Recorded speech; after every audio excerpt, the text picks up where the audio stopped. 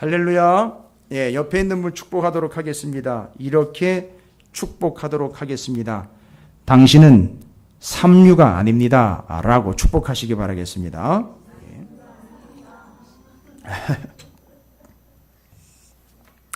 1류, 2류, 3류 뭐 순서를 매기는 게 아니라 성경대로 하면 본류입니다. 본류. 지류도 아니고 본류. 이제 원래 가지라는 얘기입니다. 여러분 잊지 마시고 여러분의 인생이 하나님께서 세우시고 보내신 전도자의 일생이 되시기를 주님의 이름으로 축원을 드립니다. 바울의 선교 일정이 이제 끝났어요. 1차, 2차, 3차 다 끝났습니다. 3차 선교 여행의 마지막 일정은 뭐 예루살렘으로 복음을 전하러 가는 건 아니잖아요. 예루살렘으로 에베소에서 여러분이 기억하시는지 모르겠습니다. 베드로와 함께 예루살렘 본교회에 그들이 말씀과 기도하는 일을 제쳐놓고 구제를 일삼는 이 일들을 회개하여 일꾼 7을 따로 세웠다고 그랬었죠. 근데 에베소에서 바울 곁에 꼭 그거를 닮아 있는 것처럼 7명이 붙어버렸어요. 그 일꾼들이라고 분명히 나와 있고요. 지금 뭔가 하여튼 지금 누가가요 기록을 하고 있는데 예수님과 제자들, 바울과 그 선교팀 일행, 바울의 선교 일정, 예수님을 담아내고 있지만 이게 말씀을 잘 이해하시고 예수님을 담아내고 있지만 마치 예수님을 닮아 있는 것 같은 모습으로 사도행전에서 바울을 그리고 있어요. 누가요? 누가가. 이 누가는 누가복음을 기록한 사람이라 예수의 일생과 예수 그리스도의 그 말씀들을 정리를 쫙 했고 바울의 일정과 바울의 일생을 충분히 비교 가능하다는 거죠. 그래서 표현 하나하나가 그냥 허투루 넘어갈 표현이 아니라 오늘도 예루살렘에 들어가기 전에 바울이 3차 선교 여행을 마치고 저쪽 위에 두로에 머뭅니다. 두로에 머물러 바로 돌레마이 그 다음에 가이사라에 와요. 가이사라에 와서 가이사라에서 전도자 빌립을 만납니다. 그 7 집사 중에 하나잖아요. 그리고 거기서 예루살렘에서 온 한 아가보라 하는 선지자, 바로 그 선지자가 예루살렘의 험악한 상황을 직접 전달을 하고 있죠. 예루살렘 가지 말라는 얘기죠. 예루살렘에서 지금 무슨 일이 있다는 얘기죠. 갑자기 바울이 겉옷을 이렇게 질끈 동여맨 띠를 쑥 풀르더니 이거 좀 접으세요. 이거 좀 접으세요. 그러더니만 그 띠를 갖다가 자기 손발을 묶고, 그 얘기가 어디 나왔냐면 우리가 지금 앞에서는 읽지 않았습니다만 21장 7절부터 나와 있어요. 두로를 떠나 항해를 다 마치고 돌레마이에 이르러 형제들에게 안부를 묻고 그들과 함께 하루를 있다가 이튿날 떠나 가이사라에 이르러 7 집사 중 하나인 전도자 빌립의 집에 들어가서 머무느니라. 그에게 딸 넷이 있으니 처녀로 예언하는 자라. 이 빌립이 딸이 넷이 있었어요. 그때 에디오피아 넷이, 그죠? 기억나시죠? 간다게 여왕의 국고를 맡은 에디오피아의 내시를 만나서 복음을 전했던 거 기억하시죠? 바로 그 빌립이에요. 그러니까 표현을 이해하십시오. 이방인에게 복음을 전해보니 이방인의 걸출한 거목 아닙니까? 한 나라에 국고를 맡은 자면은요. 그를 복음을 전해서 예수를 믿게 만들었어요. 그러니까 바울과 뭐가 잘 맞죠? 죽이 잘 맞을 수 있어요. 왜요? 이방인들에게 복음을 전하는 부분에 있어서는 나름대로 경험이 있는 사람들이거든요. 전도자이면서 빌립. 근데 그 딸이 넷이 있는데 넷이 다 예언하는 자라. 여러분 점치는 자 아니에요? 예언하는 자, 하나님의 말씀을 전하는 자예요. 여성 예언자인데 말씀을 전하는, 여기서 말하는 예언은 앞으로 무슨 일이 될 것이다 이런 얘기를 주로 다루는 게 아니라 하나님의 말씀을 전달하는 예언자를 이야기하는 거예요. 그러니까 딸 넷을 빌립이 어떻게 키웠다는 얘기죠? 말씀으로 키웠다는 거예요. 그러니까 지금 이 딸 넷이 전부 다 누구의 뒤를 잇게 되죠? 빌립의 뒤를 잇게 돼 있습니다. 지금 이제 그런 상황입니다. 그 집에 머물렀어요. 근데 그 집에 머물러 있을 때 여러 날 머물러 있더니 아가보라 하는 한 선지자가 유대로부터 내려와 우리에게 와서 바울의 띠를 가져다가 자기 수족을 잡아매고 이제 보여주는 거예요. 온몸으로 보여줍니다. 지금 예루살렘에 가면 무슨 일이 벌어질지를 온몸으로 보여주는데 바울이 옷을 동여맬 때 썼던 띠, 요 띠 이야기는 제가 상당히 중요한 이야기 새벽에 말씀드린 게 있는데 베드로가 예전에 사도행전 12장에 감옥에 갇혀 있을 때에 천사가 찾아와 가지고 뭐라고 얘기했습니까? 빨리 띠를 띠고 일어나라라고 이야기를 해서 그때 그 띠가 이게 사람이 자기가 임의대로 띠를 띠는 게 아니라 그 띠를 누가 주관하고 있느냐? 하나님이 주관하고 있다라는 얘기를 제가 먼저 드리고 이 띠 이야기가 어디 나온 줄 아세요? 요한복음에 나와요. 요한복음 맨 마지막 장에 예수님 부활하시고 돌아가시고 난 다음에 제자들이 다 흩어져 버려요. 그래가지고 베드로와 그 일행들이 어디로 올라와 있죠? 갈릴리 호수로 올라와 같이 고기를 잡고 있을 때 거기까지 올라오셨어요. 그래가지고 기억나시죠, 여러분? 요한복음에 요한의 아들 시몬아, 네가 나를 사랑하느냐? 시몬아, 네가 나를 사랑하느냐? 이 질문 3번 걸친 거 여러분 기억나실 거예요. 그때 베드로한테 하신 얘기가 있어요. 네가 젊어서는 네 스스로 띠를 띠고 다니겠으나 네가 늙어서는 사람들이 너의 팔을 벌려서 띠를 띄워서 네가 원하지 않는 곳으로 데리고 갈 거다. 이건 뭘 얘기한다? 어떠한 죽음으로 하나님께 영광을 돌리게 될지를 이야기한 거다라는 얘기예요. 그러니까 그 띠는 결국 자기가 띠는 것도 아니고 다른 사람이 띠는 것도 아니고 누가 주관하고 있는 거죠? 하나님이 주관하여 그가 마지막에 늙어서 자기가 원하지 않는데도 누군가 띠를 띠고 끌고 갔다는 얘기는 죽음으로 몰고 갔다는 얘기인데 그 죽음이 결국 누구에게 뭐가 된다는 거죠? 하나님에게 영광이 된다는 거예요. 여러분 이 띠를 이해하실 그래 바로 그 젊어서 띠 늙어서 띠 사이에 베드로가 사도행전 12장에 뭘 경험하는 거죠?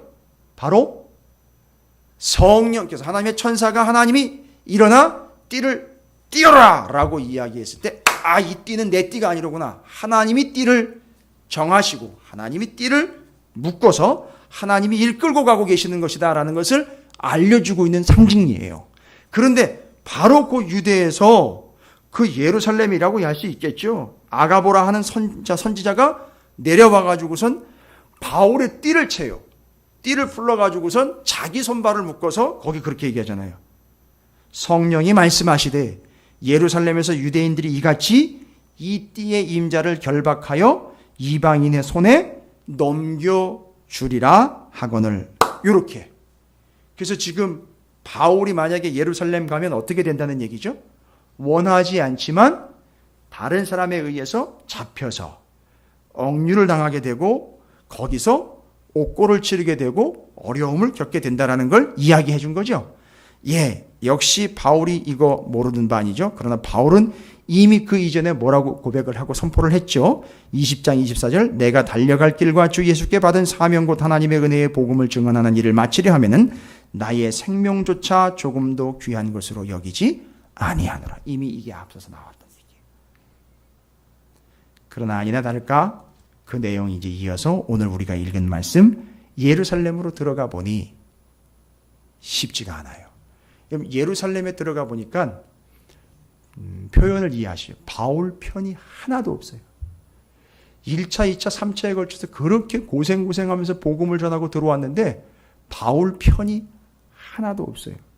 목사님 무슨 얘기예요? 여기 지금 야고보, 이 야고보는 예수님의 동생이에요? 예루살렘 교회의 지도자입니다.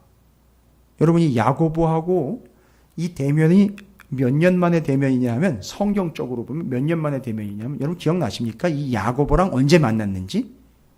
지금 예루살렘에 와가지고 야고보를 만났어요.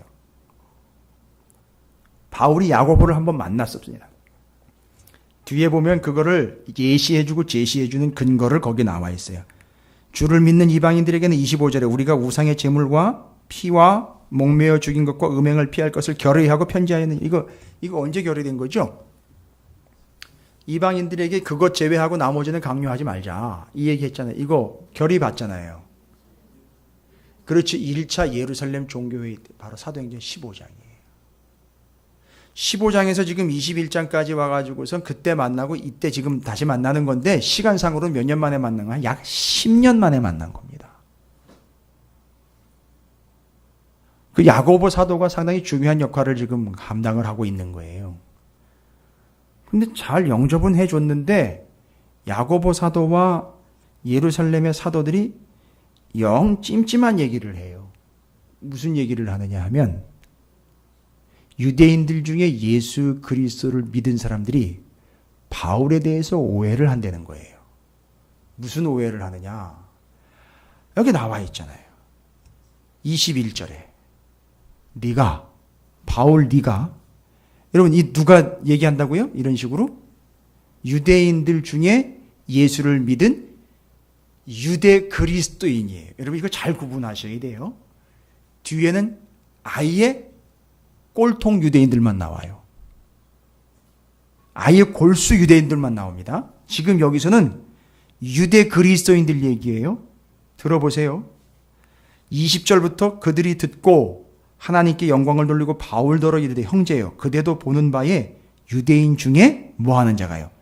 믿는 자 수만 명이 있으니 이게 상당히 많은 인원이 예수를 믿게 됐네요. 수만 명 엄청 늘어나는 거네요. 그러니까 그렇죠.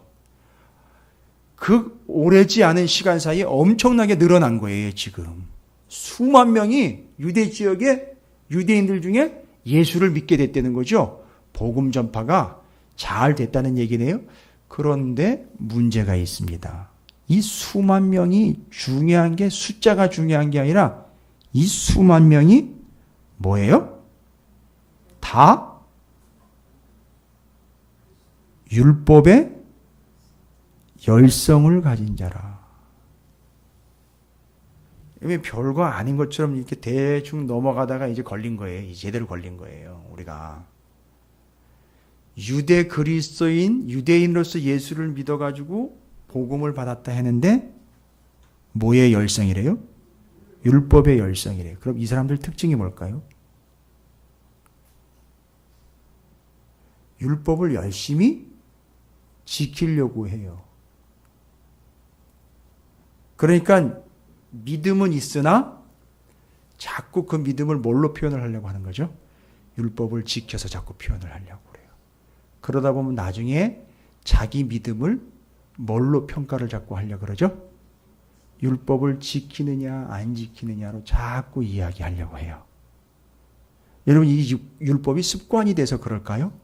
아니요. 아직 믿음의 수준이 여기까지 이르지 못한 상황이고 아직도 뭐에 얽매인 삶을 살고 있다는 얘기죠. 율법에 얽매인 삶을 살고 있어요. 근데 야고보 사도가 이 수만 명이나 되는 사람들이 이런 상태라는 거죠. 여러분 이거는 처음엔 좋은 이야기인 줄 알았는데 이 사람들이 한꺼번에 들고 일어나면 교회 망한다는 거예요. 이거 무서운 얘기입니다. 순식간에 수만 명의 성도가 늘어났는데 순식간에 늘어난 수만 명이 주일날 강대상으로 올라와가지고 다 뒤집어 엎는 거예요. 왜 우리가 율법과 행위로 인하여 우리의 믿음을 좀 더 낮게 진보하려고 하고 우리의 믿음을 좀 드러내 보이려고 하는데 왜 그거 인정 안 하느냐? 이렇게 이제 들고 일어날 거. 그럴 판이. 그러니까 야고보가 뭐라고 얘기를 해요? 좋은 게 좋은 거니까 바울 당신도 그렇지 않다라는 건 내가 알지 않느냐. 우리가 이미 합의도 받고 이번에 나실인 서원을 했다가 서원한 지 이제 마지막 그 서원을 확인해야 하는 4명의 서원자들이 있다. 이제 서원이 끝나면 여러분 뭐 해야 되는지 아시죠? 서원이 이루어졌다, 다 했다, 잘했다라는 걸 제사장한테 확인받아야 돼요. 그래서 성전 가가지고 제물 드리고 확인받고 머리 깎아야 되는 거예요. 그 예식에 바울이 네가 좀 참여해가지고 네가 좀 데리고 갔다 와라 이 얘기예요. 그러면 그 수만 명의 유대 그리스도인들이 그걸 보고 바울이 아직도 뭐를 여전히 그래도 인정해주고 있구나? 율법 지키는 걸 인정해주고 있구나라는 걸 듣고 그 사람들이 오해하지 않고 내지는 감정을 좀 누그러뜨려서 교회가 좀 잠잠히 가도록 네가 이번엔 좀 가서 그 역할을 좀 해줄라. 요 얘기하는 거예요, 여러분. 이게 첫 번째 불이에요.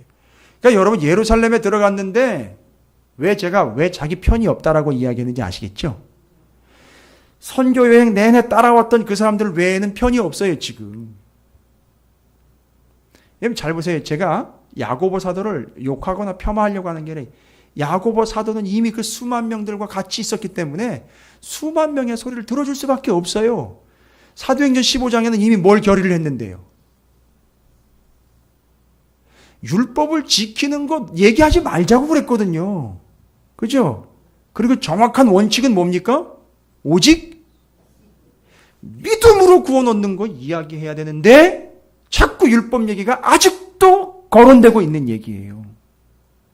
그런데 바울에 대해서 오해할 것 같으니까 수만 명이 들고 일어나면 교회 쑥대밭 되는 거고 교회 무너지는 거고 우리도 다 일자리 잃는 거고 아닌 건 아니라고 이야기하는 순간 우리 끝난다. 이거 지금 잘 다독거리면 가자. 이야기하면서 네가 그래서 이 4명 데리고 가서 좀 확인해주고 거기서 좀 보여줘라. 이 퍼포먼스 좀 해줘라. 바울이 별 문제 될 거 없다 생각을 하고 갔어요. 갔는데 웬걸요. 그 성전에서 그 정결 예식을 7일 동안 행합니다. 그 정결 예식이 끝날 때 바로 27절이에요. 그 이래가 거의 참에 아시아로부터 온 유대인들. 이번엔 또 어떤 무리들이 여러분 이건 쓰나미예요. 제가 표현을 그렇게 했어요. 왜 쓰나미냐 하면 여러분 기억나시죠? 바울이 2차, 3차 선교 여행 다니면서 매일매일 쫓겨다녔던 거 기억나십니까?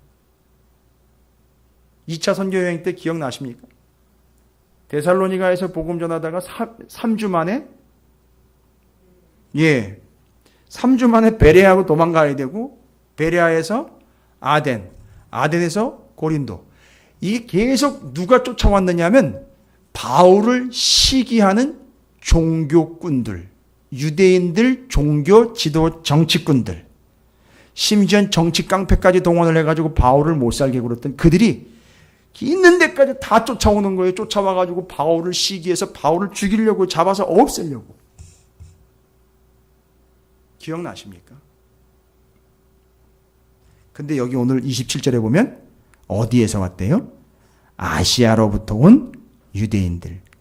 그러니까 그 바울의 선교 일정 내내 뒤쫓아다니면서 바울을 잡아 죽이려고 그렇게 쫓아왔던 그 물결이 멈추지 않고 예루살렘에까지 그냥 이번에는 우르르 몰려온 거예요. 왕창 몰려온 거예요. 죄다 몰려온 겁니다. 왜요? 절기 지키러 왔잖아요. 뭔 절기 지키러 왔는지 오순절 절기가 되기 전에 지금 사람들 막 몰려온 거예요. 그러니까 아시아에서 와갔죠. 바울이 복음 전한 동네에서 죄다 몰려온 거예요. 죄다 몰려왔는데 거기 유대 그리스도인들이 들어온 게 아니라 유대인들, 아주 골수 분자들이에요. 아주 율법 최고고 율법을 통해서 구원을 얻는다라는 걸 아예 받고 있는 유대인들 골수 분자들이 쫙 몰려와가지고 성전 안에서 누굴 발견한 겁니까? 바울을 발견한 거예요. 저놈 잘 만났다. 저거 죽여야 된다. 저거 완전히 매장시켜 버려야 된다. 그 얘기가 지금 27절부터 또 나오는 거예요. 27절부터 36절까지 그 얘기가 나오는 거예요, 여러분. 지금 앞에 나와 있는 유대 그리스도인들은 또 다른 얘기예요. 교회 안에 지금 여전히 잔존되어 있는 자신의 행위와 율법으로 여전히 구원을 얻으려고 하고 그것이 보탬이 되려고 자꾸 그걸 버리지 못하고 있는 한 부류 이야기가 나왔고 또 한 부류의 또 대적이 나왔어요. 누구냐면 유대인들인데 이건 완전 율법 골수분자예요. 율법이 최고라는 거죠. 하나님의 율법을 통해서 구원 얻는다는 거죠. 예수 인정 안 하는 거예요. 그러니까 이 사람들은 뭐라고 얘기를 하는지 들어보십시오. 모든 무리를 충동하여 바울을 붙잡았어요. 거기서 외칩니다. 뭐라고 외칩니까? 이스라엘 사람들아 도라, 모여라 이런 얘기예요. 야 이스라엘 사람들 모여라. 이 사람은 각처에서 우리 백성과 율법과 이곳을 비방하여 모든 사람을 가르치는 그 자인데 또 헬라인을 데리고 성전에 들어가서 이 거룩한 곳을 더럽혔다 하니 이게 뭔 얘기인가? 여러분 이방인들은 성전에 들어갈 수 있습니까? 없습니까? 정확하게 얘기를 하셔야죠. 이방인의 뜰까지만 들어갈 수 있어요. 유대인들의 뜰론 들어갈 수가 없습니다. 그런데 있지도 않은 이야기를 아마도 에베소 사람 드로비모가 바울과 함께 시내에 온 걸 보고 이걸 불법적으로 성전으로 데리고 들어갔다 나왔다. 이 이야기로 만들어가지고 지금 분위기를 조장을 하고 있는 겁니다. 유대인들이요. 정말 갈수록 태산이네. 뭐 어디 가서 뭐 어디에 간들 뭐 바울을 지금 반겨주는 상황이 아니에요. 지금 다 바울의 대적들만 지금 막 나오는데 이 사람들이 다 바울을 쫓아다니면서 선교 일정 중에 계속 방해했던 그 사람들이 한꺼번에 몰려 들어와가지고 지금 성전에 지금 다 몰려 있는 상황이에요. 그러니까 뭐 지금 아주 때를 만난 겁니다. 그러니까 바울을 보니까 바로 그 자리에서 이제 잡아 죽이려고 듭니다. 거룩한 곳 더럽혔다. 30절 온 성이 소동하여 백성이 달려와 모여 바울을 잡아 성전 밖으로 끌고 나갔다. 여러분 여기 끌고 나갔다라는 동사가 시제가 중요해요. 여러분 실제로 이 끌고 나갔다라는 말은 무슨 표현인지 아십니까? 바울을 잡아가지고요 묶어서 질질 끌고 갔다는 얘기입니다. 근데 시제가 미완료 시제예요. 그럼 미완료 시제는 뭐냐 하면 계속되는 행동을 표현을 할 때 미완료 시제를 써요. 무슨 얘기입니까? 하루 종일 아주 긴 종일 성전 안에서 성전 바깥으로 동네 바깥으로 예루살렘에서 바울을 질질 끌고 다녔던 거예요. 계속. 조상들 표현을 이해하시죠. 개 끌듯이 끌고 다녔던 거예요. 바울을요. 여러분 잘 보십시오. 그냥 대충 넘어갈 일이 아니에요. 지금 바울이 예루살렘에 들어와가지고 지금 개 끌리듯 질질 끌려다니고 있습니다. 아주 온종일 끌려다니고 있는 거예요. 같은 교회의 성도들은 그런 식으로 율법에 대해서 자기 멋대로 해석을 해서 그런 해석을 내놓죠. 여기 유대인들은요. 율법 아니고 믿음이라고 이야기했다가 지금 유대인들한테는 잡혀가지고 죽기 직전까지 지금 상황까지 온 겁니다. 여러분 보십시오. 그들이 그를 죽이려 할 때 31절입니다. 아예 죽여버리려고 그럽니다. 온 예루살렘이 요란하다는 소문이 어디에 들어갑니까? 군대의 천부장에게 들리며 그가 급히 군인과 백부장을 거느리고 달려 내려가니 또 한 부류가 등장을 합니다. 로마의 제국의 군대지요. 이건 제국의 힘이지요. 그 당시 정치 권력 제국의 힘, 파워인 군대가 등장을 합니다. 또 다른 부류를 만나게 돼요. 바울이. 여러분 이거 잘 보십시오. 이 내용 잘 정리하셔야 사도 바울이 예루살렘에 왜 들어왔고 바울이 앞에서 이야기한 그가 복음을 지나간 일정 동안에 무슨 일을 했는지가 정리가 돼요. 그리고 지금 예루살렘에서 뭘 해야 되는지가 정리가 되고 우리가 어떻게 살아야 되는지가 정리가 됩니다. 잘 보시면 다시 제국의 대표적인 세력인 군대와 맞닥뜨리게 됩니다. 이 군대는요. 오직 관심은 뭡니까? 여기 나와 있잖아요. 바울이 헬라 말을 하는 걸 보고는 38절을 보십시오. 천부장이 뭐라고 그래요? 그럼 네가 이전에 소요를 일으켜 자객 4,000명을 거느리고 광야로 가던 애굽인이 아니냐? 그때 그 시끄럽게 만들었던 그 정치 지명 수배자 아니냐? 그런 얘기죠. 네가 혹시 그놈 아니야? 이런 얘기를 하는 거죠. 여러분 이거 왜요? 궁금해서요? 뭘까요? 잡힌 겁니까? 안 잡힌 겁니까? 그 애굽인이? 안 잡혔지요. 근데 지금 인원을 보니까 적은 인원이 아니죠. 그러니까 그 일이 그때 일어났던 그 소동이 결코 작은 소동이 아니었죠. 자객을 몇 명이나요? 4,000명 거느리고 왔다 갔다 했던 그 자객의 우두머리니까 엄청난 정치범이겠죠. 지금 잡혔다는 거니까 안 잡혔다는 겁니까? 안 잡혔죠. 여러분 이렇게 되면 어떤 순서를 밟을까요? 정치범 중에 우두머리입니다. 옛날에 여러분 오사마 빈 라덴을 생각해 보십시오. 그걸 잡으려고 얼마나 혈안이 됐었는지 그리고 그 목에 현상금이 얼마나 걸리는지 이런 얘기들 여러분 이거 하도 성경은 은혜로 받아야 된다고 맨날 은혜 되는 구절에만 빨간 물을 쳐고 막 이래가지고 이런 것들은 도대체 이해가 안 되죠. 그러면 이 천부장이 왜 자꾸 이걸 캐고 묻는 거예요? 심지어는 지금 뉘앙스를 보면 네가 그놈이지라고 자꾸 뒤집어 씌우려고까지 하는 그런 뉘앙스입니다. 뭐 하려고 하는 겁니까? 자기가 천부장으로 있는 동안에 그 소동을 일으킨 그 주모자 주동자를 잡으면 아니 생각을 해보세요. 이게 지금 우리가 뭐 애들도 아니고 이거 기본적으로만 생각을 해도 이건 답이 다 나오는 겁니다. 이 나라에 내가 천부장이 아니라 그 위에 행정관으로 올라가고 집정관으로 올라갈 수 있는 거 아닙니까? 그러니까 잡아서 한번 뛰어보자, 점프해보자, 뭐 이런 얘기 아닙니까? 예, 뭐예요? 제국의 관심은 그런 거 아닙니까? 나라가 나라를 잡아먹고 더 높은 위치로 가서 더 나은 것들을 추구하는 것. 지금 이 세상에서, 이 땅에서 좀 더 나은 것, 좀 더 높은 것 위치에 차지하려고 하는 것. 바울이 그 소동의 중심에 있는 걸 보고 바울이 네가 그 놈이라면 야, 너 잡아가두면 내가 높아지겠구나. 여러분, 이게 제국이고 이게 나라 아닙니까? 이게 세상 아닙니까?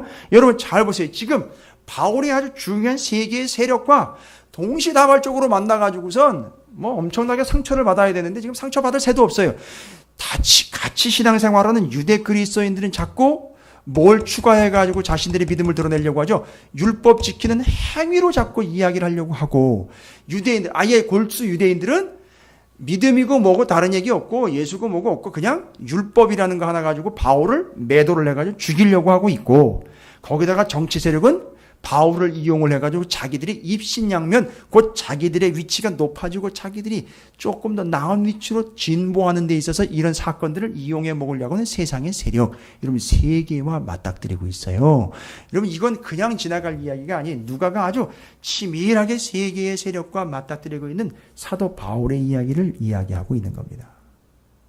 여러분 그렇다면 이건 뭘 얘기하는 걸까요? 우리가 감히 바울과 같은 입장이라면 우리 역시 이런 세계의 부류와 맞닥뜨리고 있다는 얘기겠죠. 근데 그거는 참 고급진 비유지. 우리를 이미 뭘로 취급을 하는 거예요? 바울 취급을 하는 거 아니에요? 예? 벌써 목이 막 뻣뻣해지는 거 아닙니까? 벌써 내가 바울이 돼가지고선 내가 만나는 자들은 이런 자들이 있고 이런 자들이 벌써 내가 바울이 된 거죠. 근데 여러분 그 이전에 생각해 봤을 때 혹시 내가 그 세 부류 중에 하나 아닌가요? 이거 먼저 따져봐야 되는 거 아니에요? 예? 교회는 다니고 있지만 그 세 부류 중에 하나 아니에요? 근데 만약에 바울이 됐다면 바울이 그 세 부류를 지금 맞닥뜨리고 있어요. 그럼 바울은 여기서 어떻게 처신을 할까요? 지나온 선교의 일정을 여러분이 이해를 못하시면 바울은 이런 상황에서 각각 따로 맞닥뜨려 가지고 그들과 변호를 해야 되고 변론을 해야 돼요. 그러니까 우리는 바빠요. 이 사람 만나면 이렇게 맞춰줘야 되고 저 사람 만나면 저렇게 맞춰야 되고 이래야 되고 저래야 되고 저래야 되고 저래야 되고 아주 바쁩니다. 정신없어요. 그죠? 그래서 교회에서 만나는 사람이 따로 있고요. 가만히 보니까 바깥에서 만나는 사람이 따로 있어요. 이게 친교 모임이 다 달라요. 가만히 보니까 다 달라요. 대상들이 다 다르더라고요. 보니까. 그런데 지금 바울은 그들을 대할 때 오직 한 가지로 대합니다. 변함이 없어요. 지난 선교여행 일정 중에 사도 바울이 3차 선교여행 때, 지금 3차 선교여행 마치자마자 예루살렘 들어왔으니까 3차 선교여행 때 자신이 하나님의 일들과 이 복음 전하는 사역을 어떻게 감당을 했는지 여러분 정확하게 이야기하고 있는 고린도전서입니다. 여러분 고린도전서는 언제 썼습니까? 바울의 3차 선교여행 때 에베소에 썼었잖아요. 에베소에서 3차 선교여행 때 쓴 거예요. 바로 직전 여기 예루살렘 들어오기 직전에 쓴 거예요. 3차 선교여행 때 썼는데 그때 고린도전서를 고린도 교회에 써서 보냈어요. 그때 고린도전서 중요한 말씀이 10장 23절부터 33절에 이렇게 자기가 지금까지 어떤 사역을 했는지 고린도 교회 성도들에게 편지 써 보내면서 거기 내용을 그렇게 담고 있어요. 자기가 어떻게 사역을 했는지 고린도전서 10장 23절부터 33절까지 신약성경 276쪽에 여러분 잘 아시는 구절들인데, 자 이걸 봐야 그 세 개의 각각 다른 대적과도 같은 부류들을 어떻게 바울이 요리를 하는지, 우리가 만약 바울과 같은 입장이라면 우리는 어떻게 대처해야 하는지에 대한 오늘날 지침을 발견할 수가 있어요. 아주 중요한 겁니다. 그냥 쭉 읽어 내려갈게요. 10장 23절부터 33절까지입니다. 모든 것이 가하나 모든 것이 유익한 것은 아니요 모든 것이 가하나 모든 것이 덕을 세우는 것이니 아니 누구든지 자기의 유익을 구하지 말고 남의 유익을 구하라. 무릇 시장에서 파는 것은 양심을 위하여 묻지 말고 먹으라. 이는 땅과 거기에 충만한 것이 주의 것임이라. 불신자 중 누가 너희를 칭찬할 때 너희가 가고자 하거든 너희 앞에 차려놓은 무엇이든지 양심을 위하여 묻지 말고 먹으라. 누가 너희에게 이것이 재물이라 말하거든 알게 한 자와 그 양심을 위하여 먹지 말라. 내가 말한 양심은 너희 것이 아니요 남의 것이니 어찌하여 내 자유가 남의 양심으로 말미암아 판단을 받으리요. 만일 내가 감사함으로 참여하면 어찌하여 내가 감사하는 것에 대해 비방을 받으리요. 그런즉 너희가 잘 보십시오. 31절입니다. 함께 읽어보겠습니다. 31절 시작. 그런즉 너희가 먹든지 마시든지 무엇을 하든지 다 하나님의 영광을 위하여 하라.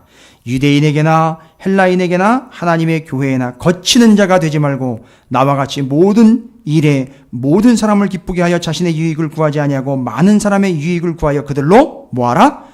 구원받게 하라. 두 가지입니다. 31절 33절입니다. 바울은 이미 원칙이 세워졌어요. 바울은 이미 누구를 만나든지 어떤 부류와 맞닥뜨리든지 어떤 공격 세력과 맞닥뜨리든지 원칙은 딱 두 가지로 정해져 있습니다. 31절과 33절이에요. 여러분 원칙이 뭡니까? 31절 첫 번째 원칙이에요. 오직 하나님의 영광을 위한 것이고 33절입니다. 지금 어떤 부류를 만나든지 누구를 만나든지에 대한 것에 대한 원칙 두 가지가 정확하게 세워진 걸 말씀드리는 거예요. 누구든지 어느 누구든지 그죠? 누구를 만나든지 그들이 그에게 무슨 짓을 하든지 그렇지요. 바로 그겁니다. 그들을 어떻게 하려는 거예요?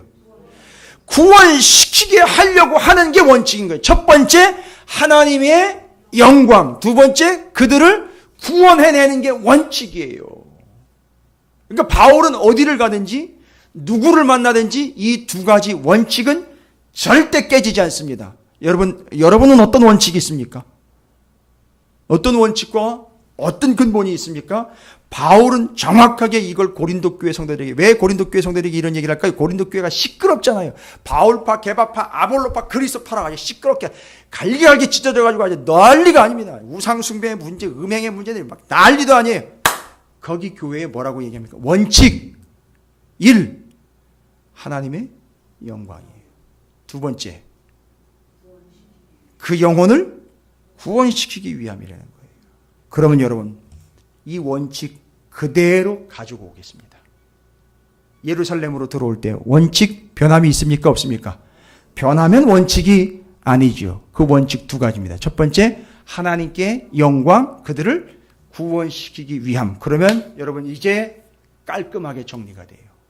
여러분 이건 우리에게 오늘 주시는 말씀이에요. 여러분 우리가 만약에 진짜 바울과 같은 존재로 전도자로 부름을 받았다면 우리는 분명 세 부류를 만나게 돼 있어요. 그렇죠?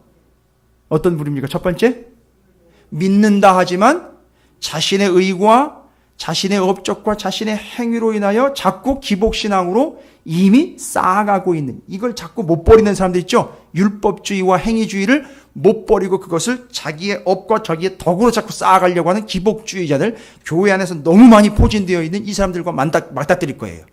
여러분 대화 나누다 보면 답답해가지고 못 나눌걸요? 이런 사람들하고 대화 나누다 보면. 벌써 여러분이 그 정도까지 와 있을 거예요. 대화를 나누다 보면, 아니 심지어 여러분이 그냥 흔하게 들을 수 있는 말씀들을 들어봐도 여러분이 이제 구분을 하실 수 있을 거예요. 이 매체에서, 일반 매체 TV나 인터넷에서 지금 수많은 말씀과 설교들이 쏟아지고 있는데 여러분이 아마 그것조차도 구분하실 수 있을걸요. 아마 듣다 보면 맞닥뜨리면 야 이건 완전히 기복적인 거구나. 아 이건 오직 믿음만 이야기하고, 이거 구분하실 수 있을걸요? 해야 돼요. 이제는 해야 됩니다. 설교를 판단하라는 게 아니라 들으면 들려야 된다는 거죠. 언제까지 젖이나 먹는 그런 어린아이의 신세가 그렇게 머물러 있겠느냐. 이젠 딱딱한 것도 먹고 음식을 먹어야 되지 않겠냐. 그래서 장성한 그리스도의 분량까지 이뤄야 되지 않겠느냐. 이 얘기가 그 얘기입니다. 구분할 수 있어야 되거든요. 들을 수 있어야 되거든요. 자, 그러면 구분이 됩니다.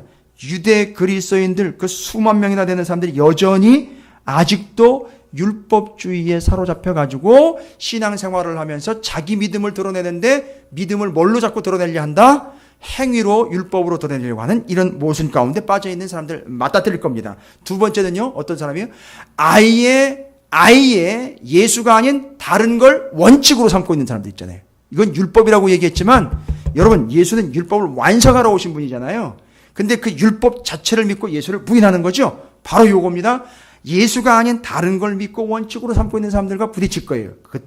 그때는 여러분 정말 여러분도 너무 두려울걸요. 아마 그 얘기 들어보고 그 부딪혀가지고 말을 나눠보면 너무너무 답답할 겁니다. 말이 안 통하는 정도가 아니라 무섭을 거예요. 떨릴 거예요. 왜요? 잡아먹을 듯 덤비거든요. 자기가 믿고 있는 게 옳다라고 얘기를 하니까. 그 다음에는요, 순전히 이 나라의 제국과 이 세상의 판세에 휘둘려가지고 오직 자기가 여기서 출세하고 성공하고 먹고 사는데 마치 누구처럼요? 에피쿠로스 학파처럼 아데네. 바로 여기서 잘 먹고 잘 사는 이야기, 이 나라가 끝이다. 여기가 끝이다. 여기서 잘 먹고 잘 누리자. 여기서 살다가 여기서 잘 먹고 잘 살자. 이 이야기로 주장하는 사람들과 만날 거라는 거예요. 세 부류를 만납니다. 그런데 원칙은 뭐라 그랬죠? 하나님께 영광, 만나는 사람 그 사람들을 다 어떻게 구원시켜야 한다. 그러면 여러분 정확한 거예요. 이제는 바울이 우리에게 말하고 있는 이 세 부류에게 각각 이렇게 이야기하라가 아니라 여러분이 이걸 원칙 두 가지를 가지고 항상 이 메시지가 준비가 되어 있어야 돼요. 메시지라 그러니까 뭐 거창하게 강대상에 서가지고 선포하시라는 얘기가 아니라 누구를 만나든지 이 세 가지 원칙을 반드시 시켜서 이걸 전하시라는 얘기입니다. 첫 번째 뭐예요? 누구를 만납니까? 유대 그리스도인 수만 명 되는 사람들이 자기의 믿음을 뭘로 자꾸 드러내? 행위로 드러내려고 하는 사람들에게 뭐라고 여러분 외치실까요? 여러분 대답해 주셔야 돼요. 바울이 대답해야 되고 우리가 대답해야 돼요. 교회가 대답해야 됩니다. 뭐로 대답을 하시겠습니까? 이미 사도행전 15장의 결론이 나버린 거예요. 이미 사도행전 15장에서는 율법 문제와 행위의 문제와 뭐의 문제예요? 율법의 문제와 행위의 문제와 야고보서 이야기 기억나십니까? 그래서 제가 야고보서 얘기도 그때 드린 것 같은데 야고보서는 뭘 얘기합니까? 너희가 구원을 얻는데 행함으로 구원 얻느냐? 예? 갈라디아서에서 얘기하는 게 뭡니까? 다른 복음은 없나니 오직. 여러분 이게 대답이 안 나오면 큰일 나. 이 정말 제가 지금 엄청난 지금 우를 범하고 있는 건데요. 이게 대답이 안 나오면 이거 큰일 나는 건데. 교회 아닌데요, 그러면? 갈라디아서 이야기했고 이미 야고보서 이야기를 했고 로마서에서도 이미 이야기하고 사도 바울이 그렇게 누누이 얘기하는 거 율법주의자였고 바리새인이었고 율법에 끝내주는 사람이 이미 율법 완전히 빠삭하게 39권 다 들어와 있는데도 불구하고 그것이 아닌 오직 믿음으로 구원 얻는다라는 걸 이미 정리를 했고 그것 때문에 자꾸 시끄러워가지고 1차 예루살렘 종교회의 때 다른 복음은 없다. 행위가 아닌 오직 믿음으로 구원 얻는다는 거 확인을 했거든요. 도장 찍었고요. 분명히. 근데 야고보 사도가 뭐라고 얘기해? 수만 명의 유대 그리스도인들이 아직도 율법을 지켜서 자기들의 믿음을 드러내고 있으니까 너도 율법을 무시하지 않는다는 걸 좀 보여줘라는 얘기인데 아주 그럴듯한 얘기인데 NO! 아닙니다. 그때는 분명하게 얘기를 해야 돼요. 뭐예요? 뭐라고 얘기를 해야 됩니까? 오직 여러분 이거 정리 잘 하셔야 돼요. 큰일 납니다. 정말입니다. 이거는. 여러분의 입에서 다른 얘기가 나온다면 이건 정말 큰일인 거예요. 저 옷 벗어야 돼요, 진짜. 지금 그러니까 우리의 마음속과 생각 속에 다른 게 지금 있다는 얘기예요. 구원을 이야기할 때 다른 게 자꾸 들어온다는 겁니다. 접촉되고 있는 거예요, 지금. 다시 한번요. 안 믿는 사람이 아닙니다. 예수를 믿고 인정을 하고 있다고요. 수만 명의 유대 그리스도인들이요. 그래서 네가 율법 지키는 걸 좀 보여달라까지 얘기를 해요. 목사님 그 대충 넘어가지요. 그럴 수도 있고 그런 걸 통해서도 믿음이 성장할 수도 있는. 아니요. 여러분 그런 위험천만한 얘기하지 마세요. 교회에 와서 일을 하다 보면 믿음이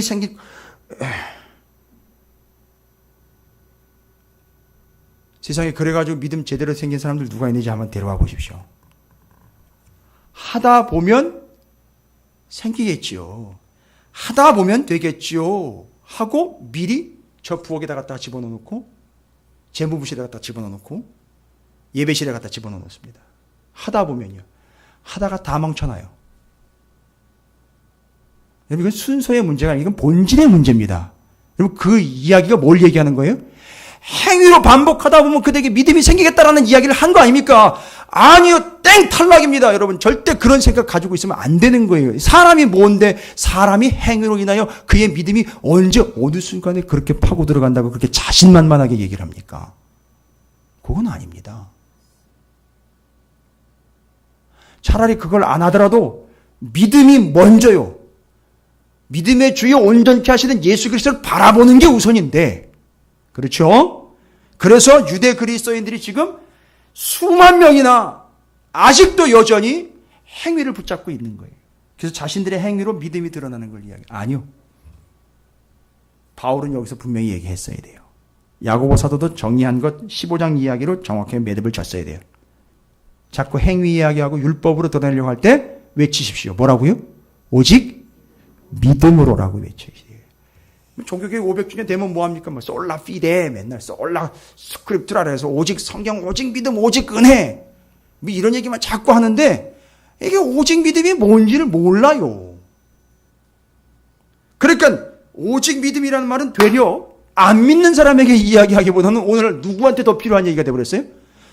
믿는 자들한테, 믿는다는 자들에게 더 필요하게 생겼어요. 왜냐하면 믿는다는 사람들이 뭘 자꾸 붙들어요?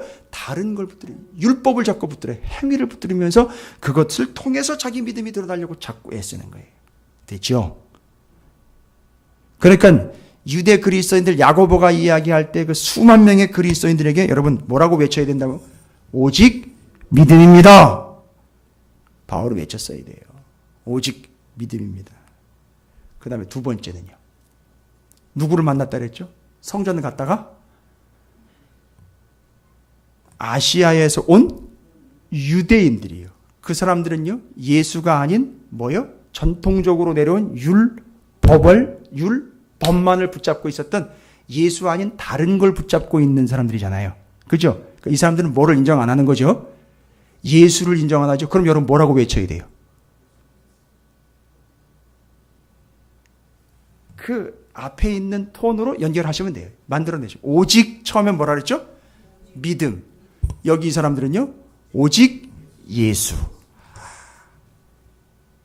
됐죠? 아유 복잡하지 않습니다. 오늘 아주 깔끔하게 세 가지 정리하고 그냥 마칠게요.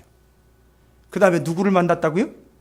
그 과정에 바울을 죽이려고 했을 때에 그 바울을 죽이는 걸 방지하기 위해 뛰어들어온 천부장 로마의 세력. 제국의 대표적인 세력이죠. 이 세력은 늘 뭐에 관심이 있다? 이 땅에서 그렇죠. 그래서 그 표현 있죠? 그 표현 있잖아요. 제국이요. 영원하라. 영원한 건 하나님 나라인데 어디 영원을 함부로 제국에다 갖다가 찍어다 붙였습니까? 뭐 하는 얘기죠? 뭐 하기 싫다. 뭐 하기 싫다. 예? 그 얘기는 뭐 얘기예요? 제국이여 영원하라는 얘기는 뭔 얘기입니까? 죽기 싫다. 대표적으로 죽기 싫기 때문에 죽기 싫은 마음을 표현했죠. 예, 진시황도 표현을 했죠. 그 다음에 애굽에서 대표적으로 표현했죠. 죽기 싫은 거. 그냥 이 땅에서 영원히 좀 살았으면 했는데. 그래서 왕이 죽으면 어떻게 해요? 왕은 미라로 만들고 같이 섬기던 신하 종들은 어때요? 산채로 순장을 시켜버립니다. 산채로 매장을 시켜버려요. 왜요? 죽었으나 여전히 살아있는 것처럼. 얼마나 어리석은 것 같은데 이게 인생이에요.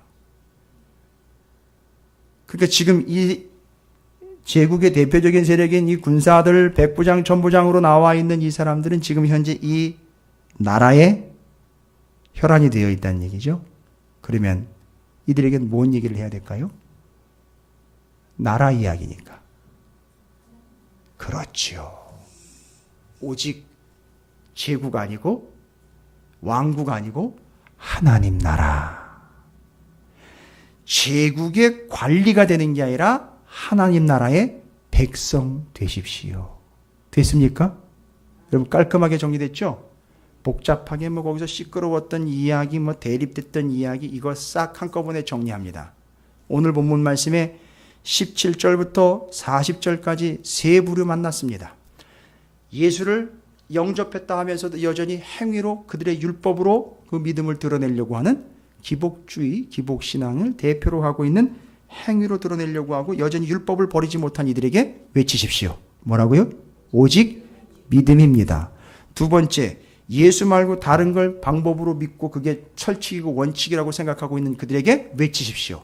오직 예수. 그 다음에 이 나라에서 잘 먹고 잘 살고 이 나라에서 성공하는 것과 이 땅을 딛고 있는 것이 그들에게 생명이라고 여기고 있고 그게 부귀영화라고 누리고 있고 믿고 있는 그들에게 외치십시오. 오직 하나님의 나라의 백성이 되십시오 라고 외치는 거예요. 여러분, 이게 우리가 외쳐야 될 거예요. 그 바울이 지금 예루살렘에 와가지고 뭘 이야기하고 있느냐? 여러분, 이제 바울은 여기서 잡혀가지고 결론은 어떻게 될까요?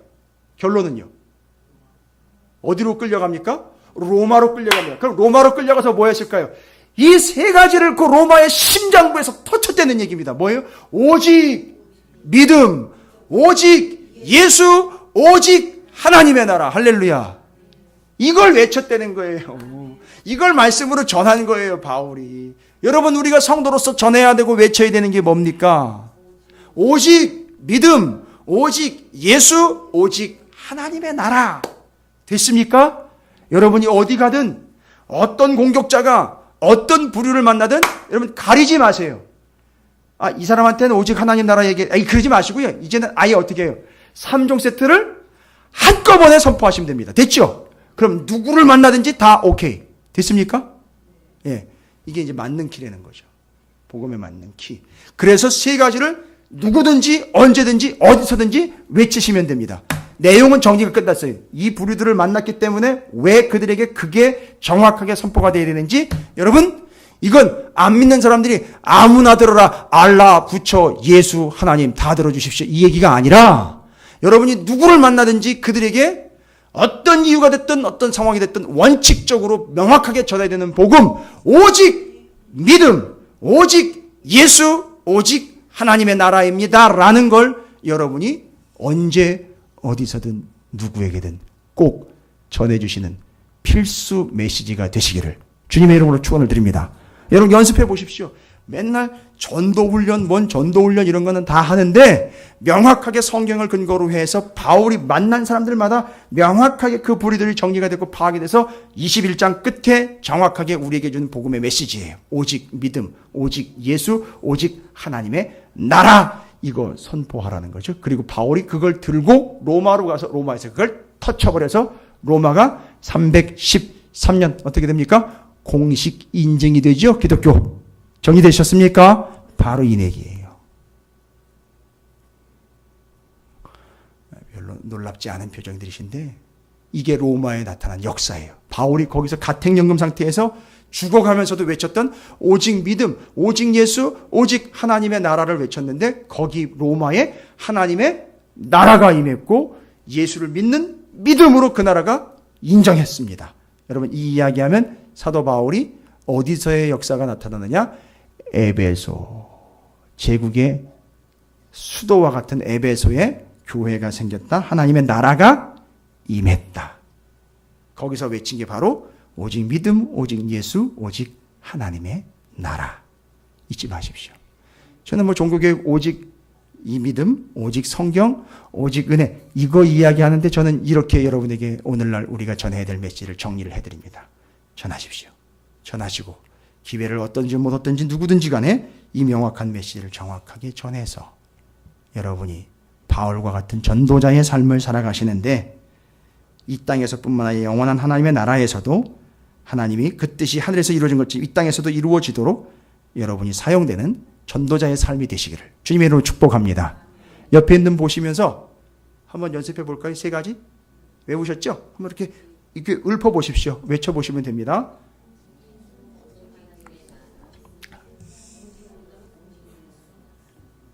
그렇죠. 예, 됐습니다. 누군가에게는 꼭 전할 타이밍이 올 겁니다. 그때 여기 21장을 떠올리시면서 그 말씀, 그 복음을 전하시길 바라겠습니다.